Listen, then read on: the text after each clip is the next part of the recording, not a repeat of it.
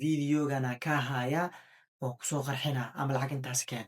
Sidee ayaad uga badbaadi kartaa in lagu soo qarxiyo? Ha u malaynin gabadhaas oo video aad ka duubeyso inay gabar kale tahay. Haddii maanta gabadhaas aad ku samayso video aad ka duubto, berito waxaa lagu sameyn doonaa adigana isla wadadii aad martay ayaa lagu sameyn doonaa. Soo dhawaada saaxiibada qiimaha badan ee ku xiran kanaalkeena waa maalin kale iyo muuqaal kale.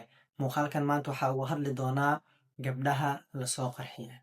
Sidee ayaad iskaga ilaalin kartaa in lagu soo qarxiyo ama video lagaa duubo?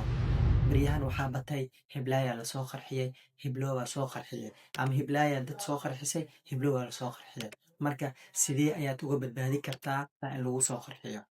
Horta qarxiska waxaan u kala qaadaynaa laba qaybood oo kala qaadaynaa. Taasoo ah gabar ayada ay raali ka tahay in lasoo qarxiyo iyo gabar la qasbayo oo lagu qasbayo lacag duruufa darteed duruuf oo looga faa'iideysanayo. Rag badan dumarka markay video ay ka duubanayaan waxay ugu faa'iideysanayaan duruuf.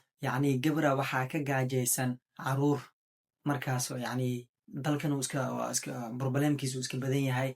Marka wiila ay wax weydiinaya waxay leedahay wiilio waxay duruuftaasi waxaas ay haysato. Asiguna wuxuu leeyahay wax walba aad rabto diyaar haddaa i raacdid.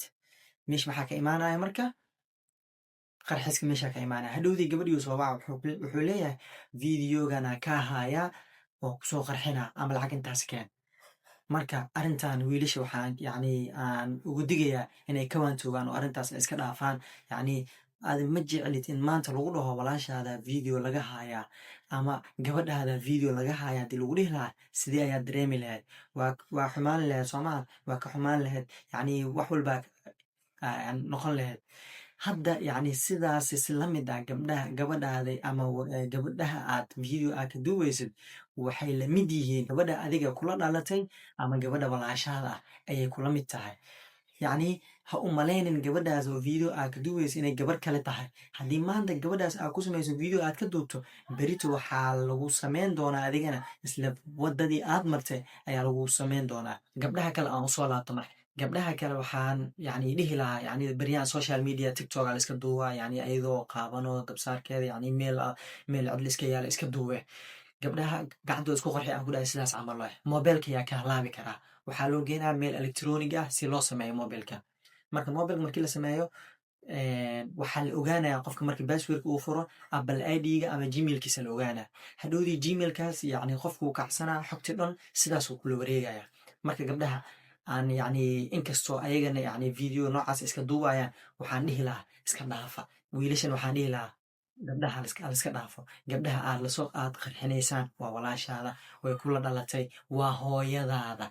Hadda maanta haddii lagu dhaho walaashaada video laga hayaa wallahi cirkaa geli lahayd. Si maanta aad ugu xumaanaysid kuleelkaas uu kaaga imaanayo ha kaaga imaado gabar kale. Markii lagu sameeyo gabadhaas gabar hebel wax lagu sameeyo hadii lagu dhaho u kululow sida walaasha aad ugu kululaanaysid camal ugu kululow ayadana. Marka kuma sii dheeraanaya videogan.